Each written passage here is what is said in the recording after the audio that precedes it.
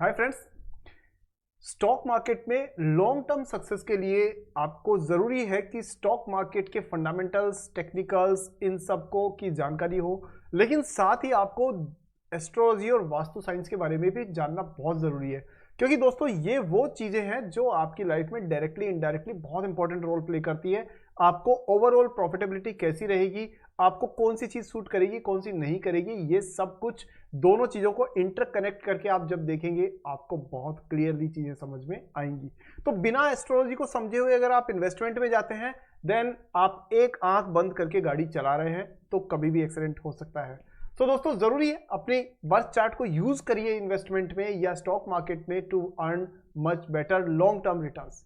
सो आज की वीडियो में हम बात करने वाले हैं एक सेलिब्रिटी की। हम चार्ट को लेंगे, हम एनालाइज करेंगे कैसे उनको फाइनेंशियल सक्सेस मिली because of his astrological alignment. ठीक है। सो दोस्तों बहुत इंपॉर्टेंट है, नाम है आपको पता है ये सेलिब्रिटी का क्या, राकेश झुनझुनवाला जी। आज उनकी चार्ट को हम स्टडी करेंगे इन्वेस्टमेंट एक्सपर्ट और एस्ट्रोलॉजी की एक्सपर्टीज की नजर से। सो देखिए, सबसे पहले शुरू करते हैं हम लोग आज का वीडियो।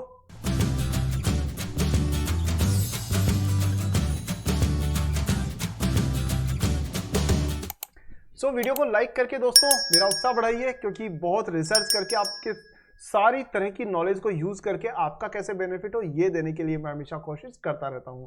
सो वीडियो को लाइक कीजिए और जिन्होंने लाइक किया उनको एडवांस में थैंक्स, और साथ में चैनल को सब्सक्राइब करके बेल आइकन को भी ऑन कीजिए, क्योंकि आपकी जिंदगी को बेहतर बनाने के लिए honest, transparent and authentic language में आपको यहाँ कंटेंट मिलता रहता है।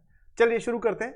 तो यहाँ देखिए दोस्तों, आपके स्क्रीन पर आप देख रहे हैं श्री राकेश झुनझुनवाला जी का चार्ट। यह है दोस्तों इनका कस्पल चार्ट। ठीक है। कस्पल चार्ट बेसिकली जो कृष्णमूर्ति पद्धति ऑफ एस्ट्रोलॉजी होती है, केपी एस्ट्रोलॉजी, उसमें देखा जाता है और उसमें हम लोग नक्षत्रा ज्योतिष को स्टडी करते हैं। अब देखिए, नक्षत्रा ज्योतिष अपने आप में एक बहुत बड़ा सब्जेक्ट है। आप चाहेंगे तो कभी मैथमेटिकली इस पर डिस्कस कर लेंगे कि किस तरह से हमारे चारों तरफ का जो 360 डिग्री का जो चारों तरफ का एक साइकिल है, हमारी तरफ जो जोडियाक है, उसको 30-30 डिग्री करके हमने 12 राशियों में कन्वर्ट किया हुआ है। लेकिन वो 12 राशियां आपको एग्जैक्ट प्रेडिक्शंस नहीं दे सकती, वहां गलतियां होने के चांसेस ज्यादा होते हैं। इसलिए हम एक स्टेप आगे गए, कृष्णमूर्ति जी ने राशियों में से नक्षत्रों को निकाला एंड देन नक्षत्र ज्योतिष का डेवलपमेंट हुआ। और नक्षत्रों में भी फिर हमने उसको फर्दर डिवाइड किया, उप नक्षत्र यानी सब कस्पल, सब लॉर्ड, उप नक्षत्र स्वामी तक भी हम लोग गए। और उसके बाद फर्दर रिसर्च की गई जहां पर कस्पल सब लॉर्ड तक गए। यानी एक बच्चे एक साथ अगर दो जुड़वा बच्चे पैदा होते हैं तो उनमें अगर आधा 1 मिनट का डिफरेंस है तो भी कस्पल सब लॉर्ड लेवल पे जाने के बाद में हम उनको डिफरेंशिएट कर सकते हैं, जो कि ट्रेडिशनल एस्ट्रोलॉजी से पॉसिबल नहीं होता है। चलिए अब उसमें नहीं जाएंगे, हम सीधे राकेश जी की चार्ट पे चलते हैं। यहाँ देखिए दोस्तों, ये राकेश जी का, झुनझुनवाला जी हमारे गुरु रहे हैं। हम स्टॉक मार्केट में जो भी कुछ सीखा है उनके फिलोसॉफी से ही हमें काफी प्रभावित रहे हैं। तो यहाँ देखिए, ये दोस्तों इनके चार्ट की कॉन्फ़िगरेशन है प्लेनेट सिस्टम में। तो यहाँ हम सबसे पहले देखेंगे दोस्तों फर्स्ट जो कस्पल सबलॉर्ड है उसको। पहला कस्प जिसका नाम है जो होता है स्वभाव, यानी खुद के लिए खुद का कस्प यानी खुद की जिंदगी।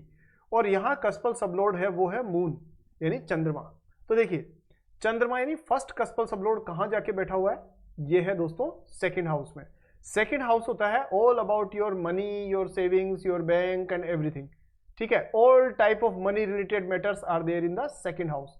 फर्स्ट कस्पल सबलॉर्ड मतलब पूरी जिंदगी, खुद की पूरी जिंदगी कौन से हाउस में चली गई, सेकंड हाउस में, यानी कि मनी और उसके रिगार्डिंग चारों तरफ। तो इनका बर्थ चार्ट रेक्टिफाई हो गया कि भाई इनकी पूरी जिंदगी पैसे से संबंधित कामों में ही चलेगी। अब हम देखें कि इनका 10th कस्पल सबलॉर्ड क्या कहता है। 10th कस्पल सबलॉर्ड दोस्तों होता है इनका ओवरऑल जो है वो कंप्लीटली जिस पे इनका प्रोफेशन जिस चीज पर रिलाई करता होगा और जहां इनका पूरा फोकस रहेगा, जिस चीज के लिए ये जाने जाते रहेंगे। तो आप देख सकते हैं कि इनका जो 10th कस्पल सबलॉर्ड है वो जाके बैठ गया है थर्ड हाउस में। Third house is about strong liking, it's about communication, it's about kind of younger brother, it's kind of efforts. तो इन्होंने बहुत एफर्ट किए जिंदगी के अंदर।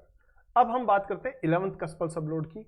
और 11th कस्पल सबलॉर्ड जो है दोस्तों वो होता है आपके गेन्स को बताने वाला, कि आपकी जिंदगी में आखिर पैसा आएगा कहां से, यानी आपको जो भी लाभ होगा, जो भी आपके एम्बिशंस होंगे, वो कहां से पूरे होंगे। तो यहां आप देखिए कस्पल sublord number 11, 11th house gains, desires और एम्बिशंस को शो करता है।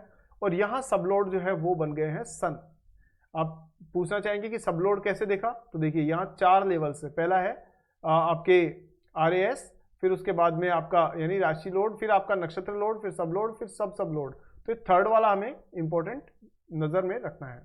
तो यहां है सूर्य, तो इनके सारे गेन्स कहां से आएंगे। अब कुछ लोग होते हैं जिनको पैतृक संपत्ति से पैसा मिल जाता है, तो उनके गेन्स 8th हाउस से आते हैं। कुछ ऐसे होते हैं जिनको कि अपने घर में ही पैसा मिलता है, घर के थ्रू मिलता है, मकान, जमीन, जायदाद उससे मिलता है, तो वो या जमीनों में सौदे करके उससे मिलता है, तो उनका 11th का सबलॉर्ड होता है 4th हाउस से कनेक्टेड। कुछ ऐसे होते हैं जिनको अपने जॉब से मिलता है, तो वो होता है 6th हाउस से कनेक्टेड। लेकिन कुछ ऐसे होते हैं जिनको अपने प्रोफेशन से मिलता है। जॉब और प्रोफेशन आर सेपरेट।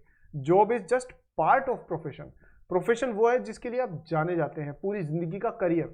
तो आपको अपने करियर से अगर पैसा मिल रहा है, then it is called 10th cuspal sublord. तो देखिए 10th कस्प, तो 11th कस्पल सबलॉर्ड यानी कि आपका सूर्य ये कहां चला गया जी, ये चला गया 10th हाउस में। यहां देखिए तो सन जो है, सूर्य चला गया आपका 10th हाउस में। कैसे काउंट करेंगे, 1 2 3 4 5 6 7 8 9 और ये 10th हाउस। 10th हाउस आपके प्रोफेशन का होता है। तो इनको जितनी भी डिजायर्स इनकी पूरी हुई है, जितने भी गेन्स इनको जिंदगी में मिले हैं, जितना भी इनको फायदा हुआ है, वो सारा इनके खुद के प्रोफेशन से ही हुआ है। इनको इनहेरेंट प्रॉपर्टीज से नहीं हुआ है, बल्कि इनको अपने खुद के ही एफर्ट से हुआ है। दूसरा, अब बात करते हैं कि इनको जो लॉसेस वाला हाउस है वो क्या कह रहा है। और दूसरी बात दोस्तों ये भी देखिए कि इनको प्रॉब्लम किस चीज की रही हुई है।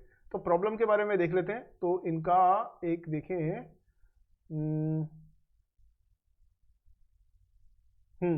तो यहां देखिए दोस्तों, अगर हम चार्ट के हिसाब से भी कैलकुलेशन करें तो आप यहां देख सकते हैं कि इनका मार्स जो है वो दोस्तों कहां पर है, वो 8th हाउस में। 8th हाउस जो है हमेशा पीड़ा का होता है, प्रॉब्लम्स का होता है, ऑब्स्टिकल्स का होता है।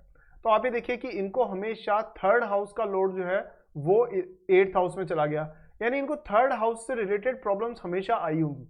यानी कहीं ना कहीं इनके कम्युनिकेशन से, कहीं ना कहीं इनके फ्रेंचाइजी बिजनेस से उनको किसी प्रकार का लॉस हुआ होगा। लेकिन यहां पर आपको एक चीज और भी देखनी चाहिए, वो ये है कि दोस्तों इनका अगर आप देखें तो 2nd हाउस में कौन सी राशि बैठी हुई है, यह है 7 नंबर। 7 नंबर होती है दोस्तों लिब्रा, यानी कि तुला राशि। लिब्रा के जो मालिक होते हैं वो होते हैं वीनस। वीनस किस चीज का कारक है, वीनस कारक है लग्जरी का। ठीक है, अब आप देखिए कि ये जो 7th हाउस के जो लॉर्ड है वीनस, वो कहां बैठे हैं। तो आप देखेंगे कि वीनस जाके बैठ गए इनके 10th हाउस में। दैट सिंपली मीन्स इनको जो मैक्सिमम जो पैसा आएगा वो वीनस के थ्रू आने वाला है। तो वीनस की कौन सी चीज, वीनस का मतलब लग्जरी, लग्जरी का मतलब ज्वेलरी, और ज्वेलरी का मतलब टाइटन। तो आपने देखा सबसे ज्यादा इनका सक्सेसफुल अगर इन्वेस्टमेंट कोई रहा है तो वो था टाइटन। तो झुनझुनवाला जी ने जिंदगी में सबसे ज्यादा जो इनको फायदा देके गई है कंपनी, वो टाइटन ने दिया है। टाइटन जब शुरू में आई थी, घड़ियां बनाती थी, तब राकेश जी का ध्यान उस पर गया था और उस समय पे उन्होंने इन्वेस्ट करना शुरू किया और करीब करीब उनके एसेट की साइज 7,000 करोड़ रुपीज से ज्यादा हो चुकी टाइटन में।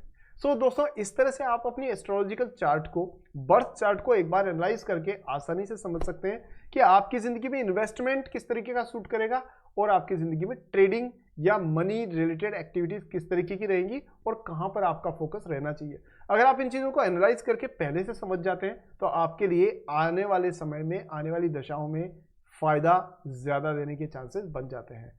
हालांकि एक बर्थ चार्ट को 5-10 मिनट में डिस्कस करना तो अन्याय होता है क्योंकि उसमें बहुत टाइम लगता है, लेकिन फिर भी मैंने आपको एक छोटा सा आइडिया दिया है कि आप कभी भी ऐसा मत करिए कि जैसे आप सिर्फ स्टॉक मार्केट के लॉजिक पर ही चले जाएं, क्योंकि दोस्तों अगर लॉजिक ही काम करता तो दो लोग एक ही स्टॉक में एक फायदा बनाता, दूसरा लॉस बनाता, एक कभी नहीं होता। अब कई बार ऐसा होता है लॉजिक ही काम करता तो ITI जैसी लॉस मेकिंग कंपनीज का स्टॉक एक झटके में 300 रुपए से 550-600 रुपए तक कैसे पहुंच जाता। जाहिर है बात दोस्तों कि यहां पर लोग आपके स्किल्स के साथ में, नॉलेज के साथ में और स्टॉक मार्केट के फंडामेंटल टेक्निकल्स के एनालिसिस के साथ में आपकी किस्मत का भी साथ होना जरूरी है। और वो कैसा पता पड़ेगा? वो पता पड़ता है आपके बर्थ चार्ट से, जिससे आप सही सही अंदाजा लगा सकते हैं कि जिंदगी में कौन सा काम तो करना चाहिए और कौन सा नहीं करना चाहिए। जैसे कईयों का 5th हाउस बहुत स्ट्रांग होता है तो उनको ट्रेडिंग से फायदा मिलता है, लेकिन कईयों का 12th हाउस स्ट्रांग होता है, उन्हें लॉन्ग टर्म इन्वेस्टमेंट से फायदा मिलता है।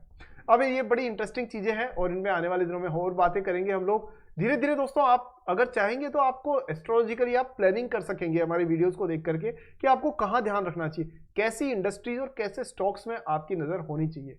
क्योंकि मैं आपको ये बताऊं कि मैंने हजारों लोगों को कंसल्टेंसी दी और उसके बेसिस पर मैं आपको ये कह सकता हूं these things play a very very powerful and significant role in the success of every individual's life.